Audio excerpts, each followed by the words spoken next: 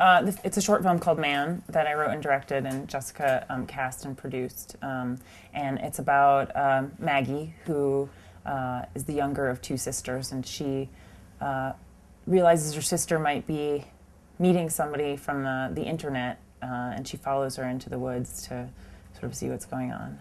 I had been working with the two characters for a long time in a feature that I've been working on, and it actually that takes place during World War II, but I extracted the two sisters from the film, and I took a long time not wanting to write something about teenagers, because so many short films are about teenagers, and it's like, oh no, not another coming-of-age story. When I sort of realized the perspective I could do it from, where these girls are sort of perpetrators of their own fate and sort of sexuality, I decided that I had to absolutely make this film. And then meeting Jessica was helpful because she was really excited about the idea and everything. And the characters were just so strong even from the first draft, even though it went through so many incarnations. So many drafts, we met, and they changed ages, and the ending I think changed probably 40 times. But the characters, the relationship between the two sisters really, it was there from draft one that I saw. So I wrote a feature script about like a year before I started working on the short film.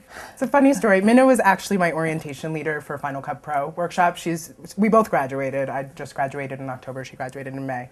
But we met a couple years before. We wound up reconnecting at this thing called a development fair that our school puts together to hook up director, writers, and producers. And so basically the directors pitch their ideas and the producers sit in a line. I guess it's a little intimidating. Feels like you're didn't get picked for the volleyball team, and you have to pitch your idea.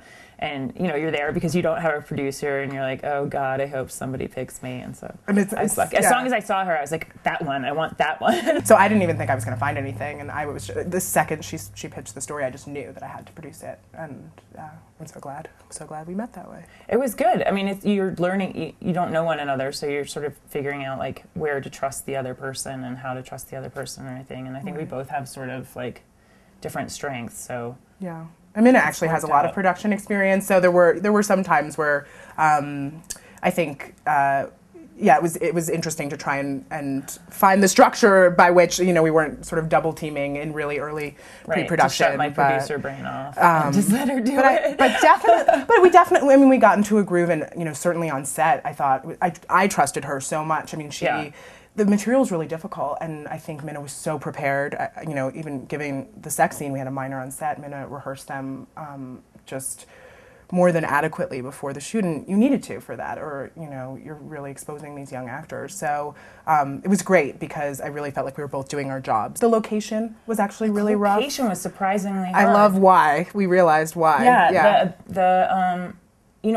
I wrote it for an abandoned building. I was like, oh, this is going to be so easy to produce. You just have to get an abandoned building. Yeah. But I think the real estate market was so insane, in the New Jersey area where I'm from, where I wanted to shoot it, that there's all the abandoned buildings that existed when I was a kid are gone. So it took us a long time. I mean, it took us like 4 or 5 months to find the right location. Altitude sickness is not good, but going to lots of movies is really fun.